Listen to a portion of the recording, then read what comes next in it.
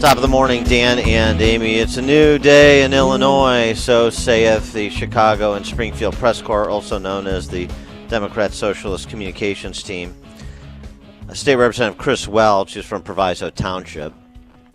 And by the way, the value of my degree from Northwestern University just declined again because Chris Welch is a Northwestern grad. Yes, a lawyer in Hillside. Yes. Yeah, he's a grifter who has a law degree.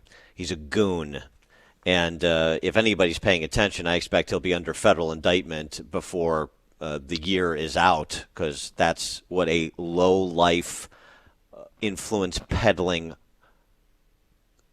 crony-sucking D-bag this guy is. As you can tell, I know him. Oh, and by the way, you don't have to believe me. Just peruse the record. Peruse the record, all you ghastly suburban Champaign socialists. You ready? Yeah, we've mentioned this before. Yep. Grabbed her by the hair with both hands while in the kitchen and proceeded to slam her head backwards several times on the countertop. Immediately after this, Welch exited the home. I asked the victim if that was in fact the offender and was told yes. I immediately advised Welch to turn around and that he was being placed under arrest. That's a Hillside police report. And of charges an alleged were later dropped. alleged domestic battery of his girlfriend at the time. That's 18 years ago. You've heard Welch question about his alleged mistreatment of women, and he's, well, that's behind me now and I've grown up. Okay. Is that the standard of the Me Too movement? Is that the standard? I want to understand it. Standard? Or is the Me Too movement dead in Springfield? Well, yesterday you said, don't worry, women love me. They love him, Dan. They really do. I think my life's work here in the legislature shows my respect of women and how I've treated women. My colleagues, our General Assembly is 52% women, and they know me. Yeah, and they're cowered by identity politics too, particularly the Socialists and the Dem Socialist Caucus, and so they vote for who the Black Caucus put up as the alternative to Madigan. I mean, let's just be real honest about this. This is all identitarian politics. Has little to do with Chris Welch, other than the fact that he's the best flim-flammer they have to offer. And we'll just paper over the record. Oh, by the way, Chris Welch, a new day. Chris Welch 2 years ago.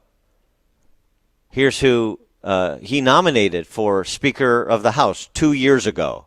Mr. Secretary, Mr. Clerk, members of the General Assembly, family and friends, and our distinguished guests. My name is Chris Welch, and I am proud to stand before you today to nominate Michael J. Madigan for Speaker of the Illinois House of Representatives in the 101st General Assembly. Author and Oh, yeah, sure. That's an applause line. Yeah.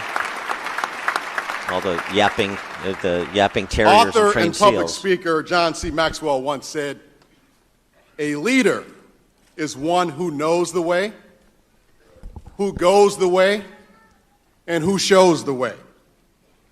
I could not agree more. But I would also add that a great leader is one who listens to the people. Great leader, Mike Madigan. Honored to nominate Mike Madigan 2 years ago to be House Speaker. But this represents a real watershed moment, real paradigm shift for Illinois. Anybody telling you that, and there are going to be Republicans that tell you that too, because, I mean, you know, they're the table scrap feeders off the Democrat Socialist table, right? They're going to tell you that. Go look at what he did at Proviso 209 as school board president, which is one of the worst school districts in the state. Disgrace. Grifting there. Don't believe me. Go look at BGA reports into his pay-to-play every step of the way as a state legislator as well as at Proviso 209. He's a disgrace. Disgrace. But it's just the latest disgrace.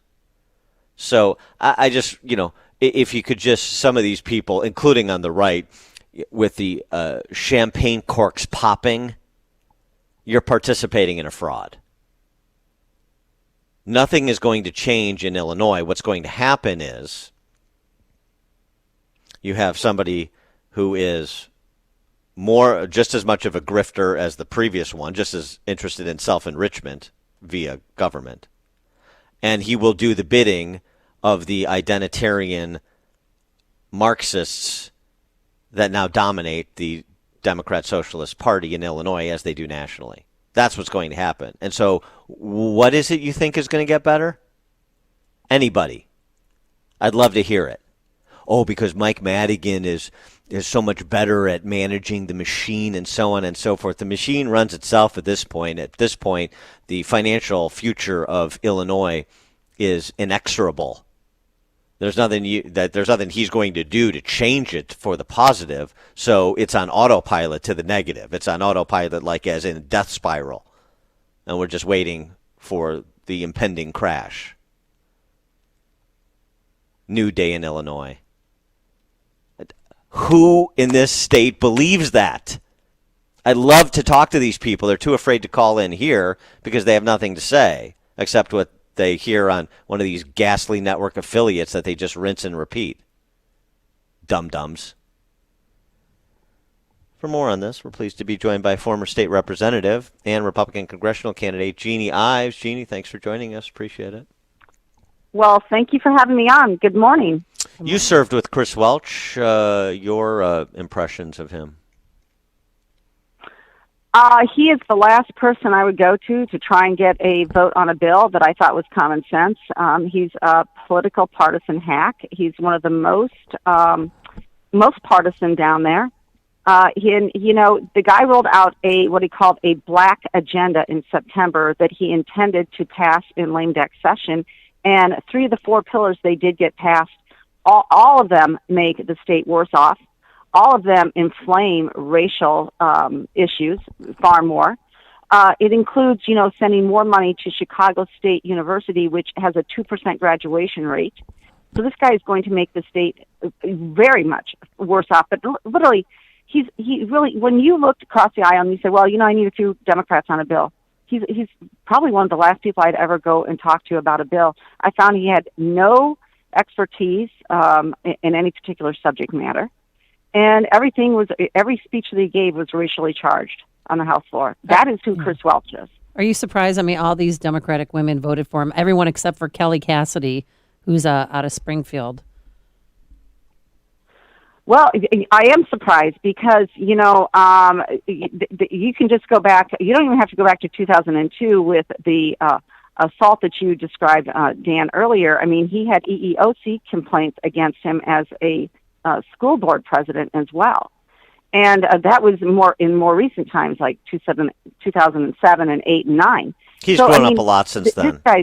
Yeah, that's all past. That's all in the past. We don't look into people's past when somebody says of a socialist variety, of a race hustling variety, that it's time to move on from the past. We look forward. Look at all the women who love me because they voted for me as a compromise candidate for speaker. And the people seem to buy this.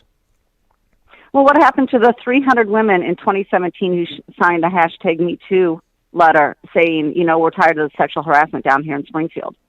I mean, this guy, you are now going to be run by the Progressive Black Caucus in the state of Illinois, and their agenda is all about, reparations for descendants of slaves. They passed legislation with that type of language in it. Just recently, that was part of their black agenda. I mean, let's not forget also in 2016, Welch was one of 6 legislators who sued the state of Illinois because our paychecks had been withheld because there was a budget crisis and social service providers were not getting paid. But he had to sue. He had to, stand up. I'm telling you, over 60 other Democrats just sat down and said, okay, we'll wait for this to pass. But not him looking out for himself. U.S. News and World Report has Illinois 50th in the nation. That would be out of 50 in terms of long-term fiscal stability. So, there's nowhere to go but up. You can't do any worse than what brought us to this point, right? Well, no, you can stay at 50 and dramatically get worse. And here's the funny thing. It's like Chris Welch's record for 12 years on Proviso School Board and 10 years as the board president. look, that while he was there, the state had to put in a financial oversight panel because they could not manage their money. And what did the people in that district do? They elevated him to state representative, and it took him 10 years. They just got off financial oversight by the state for the school board that he led, and he created that problem. They just got off of that financial oversight board about a year ago. Well, it was weird yesterday. Mike Madigan, who, by the way, we were told cleaned out his office Tuesday night, so obviously he knew this was coming. He did not stay to listen to Chris Welch give his victory speech. And do you think he's going to remain the state chairman of the Democratic Party? Or is Madigan's time completely done? Well, he hit 50 years in office. He likes nice, clean, round numbers. He may just decide to exit because if he's not in that chair, he's not going to be wanting to sit on the floor. I mean, can you imagine he's seeing not them? going to just sit among the other, common legislators and pretend to legislate and debate. Or can you imagine him sitting in Cities and Villages Committee making decisions about what the municipality should do? No, he's not going to do that. So I imagine this is just one step towards the road of him resigning and exiting and going about his merry way. And I think, he probably wants out at this point. Yeah, I mean, 50 years for Madigan, 50 years for Ed Burke. I mean, maybe they can find a nice chalet in Ireland to retire to and oh yeah, they already have one. recount all that they did to advance the interests of Chicago and Illinois, and with the support of the public every step of the way. I mean, you don't think that it can get worse, but arguably this could be a worse situation to have somebody like Chris Welch in charge of a budget or any legislation. All of the legislation, it's racially charged. He's the one who said that, the state needs to do to help decide that you have a diversity on your corporate boards. I mean, he ran a bill for that. Right, that's state the only mandates. Type of bills that he is known to run. But he also said this when he nominated Mike Madigan way back 2 years ago. Nominated Mike Madigan to be speaker. And you know what else we will do working together? We will make the rich finally pay their fair share. Finally. Oh, so perhaps that all of the celebration about the constitutional amendment to graduate the state income tax, maybe that's a bit premature too in terms of raising taxes. Well, I think actually what happens is the position of power changes down there. It shifts a little bit. Now, are you going to see Don Harmon really leading the legislative agenda? And Chris Welch, who I personally don't think would even understand how to run a legislative calendar, how to actually man the gavel in the speaker's chair. I don't think that he actually has any knowledge about really running the speakership and all the duties that come with it. So does it shift now to Don Harmon, or does Pritzker have even more control over what happens legislatively? I mean, I think that's probably more what happens than anything. Yeah, I think that's probably good. And not to mention that it provides even more power, that vacuum provides even more power for the public sector unions to soak up as well. Oh, yes. That is who Chris Welch will, cater to, for sure. And the Republican Party, there's a rumor that a Republican Party exists in Illinois. What are the opportunities for Republicans, be either looking ahead to 2022 and statewide elections, or with a Speaker Welch and a Senate President Harmon and a Governor Pritzker? Are there any, or is this just going to be that the slaughter will continue? Listen, I thought there would have been a wake-up call in 2020 after 20 tax and fee hikes, really horrific abortion language, another unbalanced budget, asking for $42 billion from the federal government for a bailout. I'm not convinced that the voters are going to wake up in just 2 more years, but we'll see. Former state representative, former Republican congressional candidate Jeanne Ives. Jeanne, thanks for joining us. Appreciate it. Thank you. Thanks. And she joined us on our turnkey.pro answer line. It's what Chicago is talking about. It's Chicago's Morning Answer with Dan and Amy on AM 560. The Answer. The Lou Dobbs Financial Report is brought to you by Signature Bank, helping local businesses succeed. Visit signaturebank.bank for your commercial banking needs. I'm Lou Dobbs. Dollar General will pay workers to get the China virus vaccine. YouTube joining the high-tech oligarch mob. Consumer prices rise in December. Those stories next. Wow. I think we can all agree that a lot went wrong in 2020.